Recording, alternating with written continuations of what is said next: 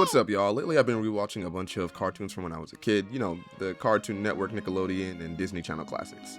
And while I was watching, I noticed something. A surprising number of these shows never actually got proper endings. Some disappeared after one season, others ended at massive cliffhangers, or were never heard from again. Which made me question why. Welcome, friends. My name is Ari. I'm your self-proclaimed expert on all things niche and nerdy, and lately we've been seeing a huge wave of childhood revivals. We early 2000s kids have been eating good with projects like Regular Show The Lost Tapes, the new Adventure Time spin-offs, and even another attempt at bringing back The Last Airbender to the big screen. Seeing all these old franchises return made me kind of want to revisit the shows I grew up with. But the more I watched these shows, the more I sort of realized just how many incredible series never got that second chance. Some were canceled before they could finish their stories, others had episodes that were completed but never aired, and a few disappeared for reasons that are honestly kinda wild. So today, let's dive into some of the biggest canceled and unaired cartoons from our childhoods and figure out what really caused these networks to pull the plug.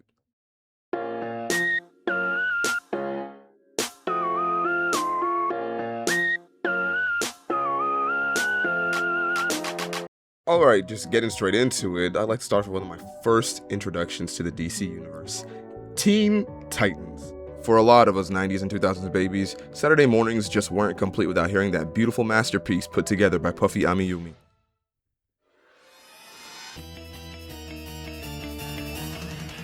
Teen Titans was a show made for kids, but it respected those kids enough to give them stories and themes that were a little bit more complex than what you would normally expect from a cartoon. The Titans made their first animated debut on none other than the one true superior network, Cartoon Network. Coming out in 2003, Teen Titans arrived during a time when a lot of networks were starting to realize something important. Kids were growing up. The same audience that watched cartoons when they were younger was getting older, and they wanted stories with more depth, cooler characters, and themes that actually reflected what they were doing. And that's exactly where the Teen Titans came in. The show followed a team of superpowered teens, led by none other than Batman's own son.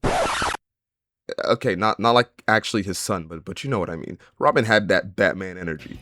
The team consisted of Robin, Starfire, Cyborg, Raven, and Beast Boy as they fought villains, protected Jump City, and dealt with struggles that felt surprisingly real for a superhero show. They explored topics like identity, relationships, self-worth, and acceptance, and figuring out where you belong in the world. And I feel that's what made Teen Titans special. These weren't just superheroes fighting villains every week. They were teenagers trying to understand themselves while also carrying the responsibility of saving the world. Whether it was Raven struggling with her emotions and her connection to Trigon, Robin dealing with the pressure of being a leader, or Beast Boy trying to find out where he fit in the team, these characters felt like actual people. And that's why, even almost 20 years later, people still talk about this show. Teen Titans was a massive success. It had strong ratings, a dedicated fan base, and became one of Cartoon Network's most beloved shows. So naturally, that raised the question, if Teen Titans was so successful, why did it end? Well, you see, the answer to that question is a bit multifaceted. The final episode of the final season, Things Change, is one of the most controversial finales in cartoon history. Instead of giving fans the big emotional conclusion they were expecting, the episode ends with Beast Boy finding Terra again. After everything that happened between them, Beast Boy hopes things can go back to how they were. But Terra tells him that she isn't that person anymore. She tells him she's just a normal girl with a geometry test next period. And I can't lie, as a kid, I fucking hated this ending. Because like, come on, bro, after everything we went through with Terra, that's how we decided to end it. But looking back at it now, I actually think there's something strangely beautiful and poetic about it. The ending is frustrating because it doesn't give us the closure we wanted. But maybe that was kind of the whole point of the plot. Okay, now I know this is gonna sound like a stretch, but bear with me, alright? Sometimes people leave our lives. Sometimes things change, and no matter how badly we want those things to go back to the way they were, sometimes the hardest thing to do is accept that we have to move forward. Now, as for why Teen Titans was canceled, there wasn't one single reason. It wasn't because the show failed, it wasn't because the fans stopped caring. The reality is that television is a business.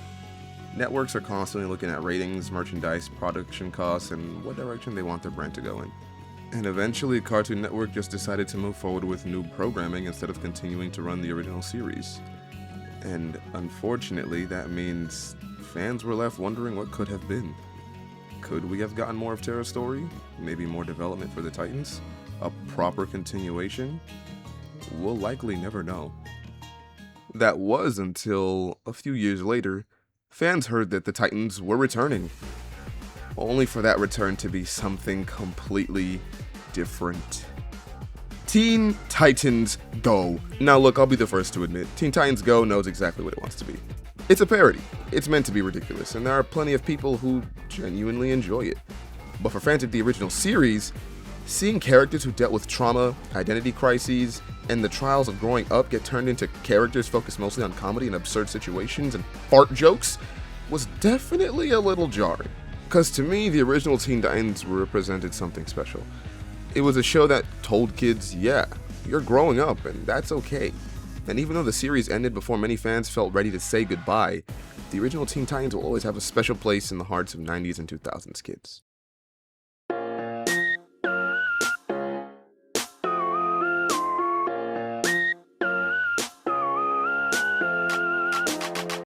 Now, I know we were just talking about DC, but I couldn't make a video about canceled cartoons without talking about one of the biggest superheroes of all time, Spider-Man. More specifically, the Spectacular Spider-Man series.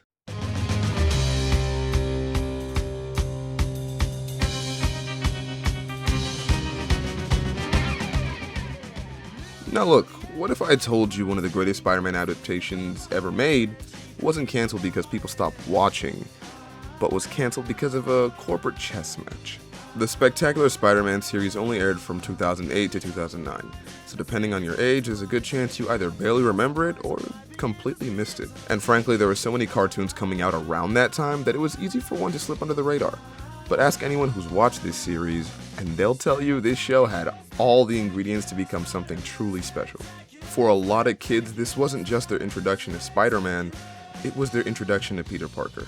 Sure, we had seen Spider-Man swing through New York and beat up bad guys before, but Spectacular Spider-Man really leaned into the fact that underneath the mask was just a 15-year-old kid trying to survive high school. And honestly, I think that was my favorite part of the whole show. Yeah, Peter was fighting Green Goblin, Doc Ock, Venom, and half of New York's criminal underworld, but he was also worried about homework, trying to talk to girls, getting bullied, making mistakes, losing people, trying to figure out who he wanted to become. It made him feel alive, real, relatable. Because just like Teen Titans respected its audience enough to tell them more mature stories, Spectacular Spider-Man respected children enough to show them that being a hero didn't magically solve all your problems. Sometimes being Peter Parker was harder than being Spider-Man, and fans loved it. The writing was phenomenal, the action scenes still hold up today, and to this day, many people still consider it to be the greatest Spider-Man cartoon ever made.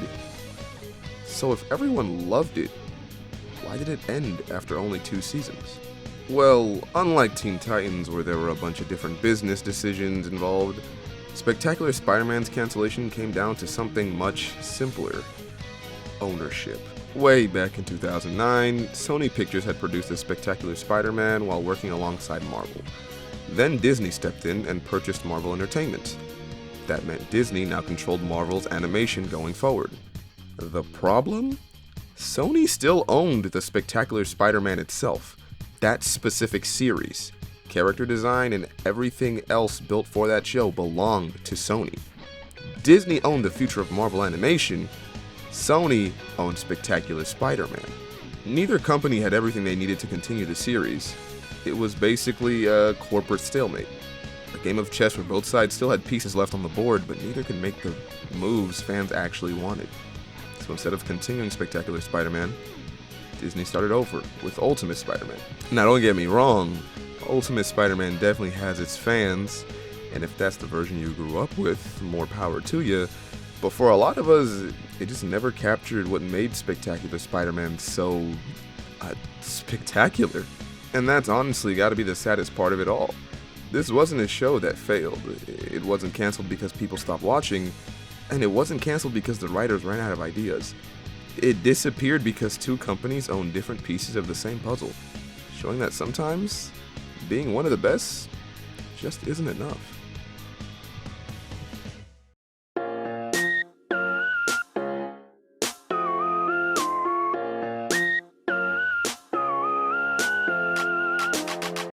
Now, out of every show I've talked about today, this one probably hurts me the most. Not because it had the saddest ending, or because it had the biggest cliffhanger, but because this character genuinely shaped a part of my childhood. Hell, I mean, the main character of this show is the reason I used the name Rex as my gamertag and username for years. That's right, ladies and gentlemen, it is none other than Generator Rex. Now, if you're not familiar with the show, I know that name probably sounds like somebody just went onto Google and hit random on a superhero name generator, but trust me, this show was really something special. Generator Rex follows 15-year-old Rex Salazar, a teenager who wakes up with amnesia and discovers that his body is filled with microscopic machines called nanites. Thanks to said nanites, Rex can literally transform parts of his body into giant mechanical weapons, tools, and vehicles to fight monsters known as Evos, while working for an organization called Providence. You know, hearing the premise of this show out loud sounds absolutely insane, but I can't help but feel like it just worked, you know? Because honestly, I think that's what made Generator Rex so unique. Where Ben 10 gave us the fantasy of becoming different heroes and aliens, Generator Rex was about learning to live with the body you already have. Sure, Rex could build giant fists, cannons, motorcycles, and a slew of other crazy weapons. What the heck? But underneath all of that, he was still just a 15-year-old kid with amnesia, trying to figure out who he was, trying to recover his lost memories, and trying to understand why all of this happened to him, trying to find where he belonged. And maybe I'm a little biased. Okay, maybe very biased. But I genuinely think Generator Rex is one of Man of Action's most underrated creations. In my opinion, it took the mature storytelling that they experimented with in Ben 10 and pushed it even further.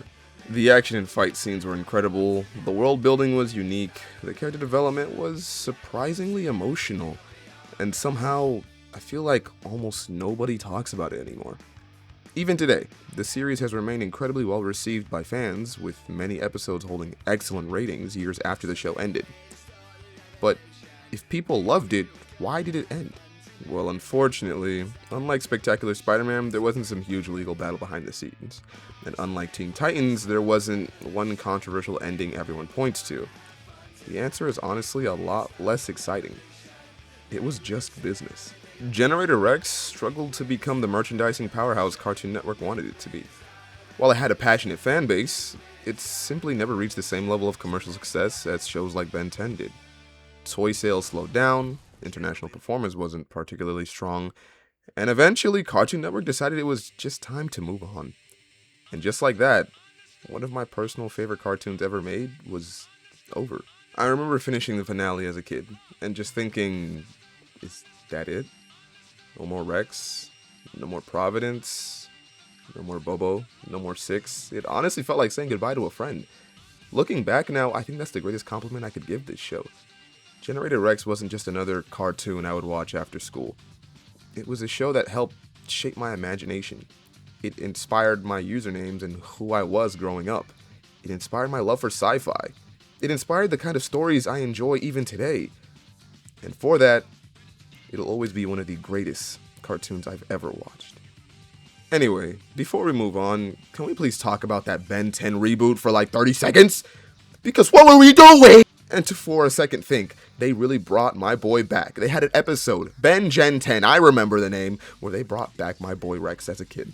Just to make him look goofy. What is that character design? Oh my god, bro. Oh, hell no, man. They took everything that made Rex cool, watered it down, and somehow managed to turn one of Cartoon Network's most underrated protagonists into comedic relief.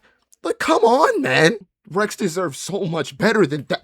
Oh my, this is why kids don't want to watch cartoons anymore, bro. I swear, they just feed them this slop and they get brain rot.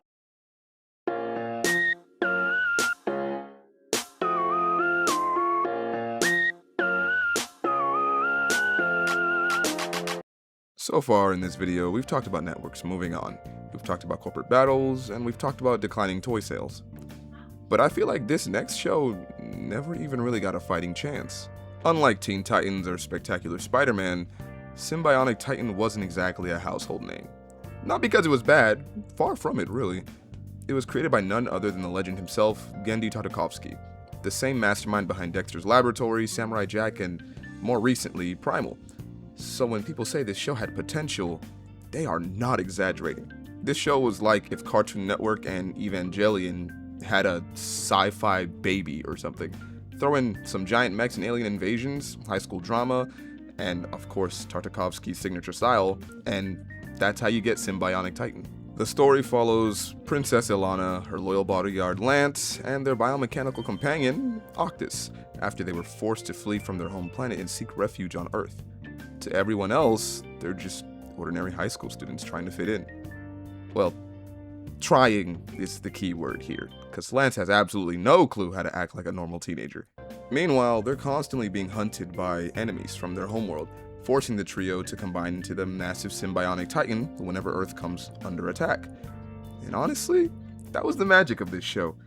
It somehow blended giant robot battles, slice of life comedy, teenage awkwardness, and surprisingly mature storytelling into one package. It was basically Gundam meets Degrassi. Dude, do y'all even know what Degrassi is? Am I old? Anyway, the show was fantastic. Critics loved it, fans loved it, Genndy was coming off multiple successful series, so why did it only last 20 episodes?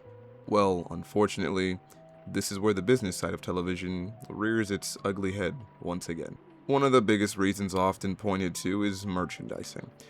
Shows like this weren't just expected to bring in viewers, they were expected to sell action figures, playsets, backpacks, basically anything that could beg their parents to buy them at Walmart. The problem?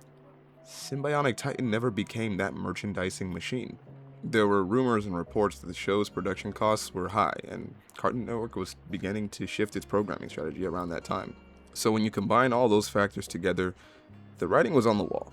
And just like that, another incredible cartoon disappeared before it ever got the chance to fully spread its wings. And honestly, that just kinda sucks. Because if there's one thing this video has taught me while I was researching it, it's that making an amazing cartoon is only half the battle. You also have to survive the business behind it. And unfortunately, not every masterpiece gets that chance. Well, that's gonna do it for today's trip down memory lane. Looking back at all these shows, I noticed something kinda sad. Teen Titans didn't disappear because people stopped caring. Spectacular Spider-Man wasn't cancelled because it wasn't good enough. Generator Rex didn't end because it ran out of stories. And Symbionic Titan didn't fail because people hated it. Every one of these shows had something special. And sometimes being special just ain't enough. And I think that's a real shame, because these cartoons helped shape so many of our childhoods, and they deserve to be remembered for more than just being that one show that got canceled. But I want to hear from you guys. What's one cartoon you think still deserved another season? Seriously, let me know down in the comments below, because there are so many shows I could not fit into this video. If enough of you want it, I'd absolutely love to turn this into a series. Life's been a little hectic lately, so I really appreciate everyone who stuck around and continued to support the channel. It genuinely means so much to me. So if you enjoyed today's video, don't forget to leave a like, subscribe if you're new, and ring that notification bell so you don't miss the next upload. As always, I love you all. It's been Ari. Peace.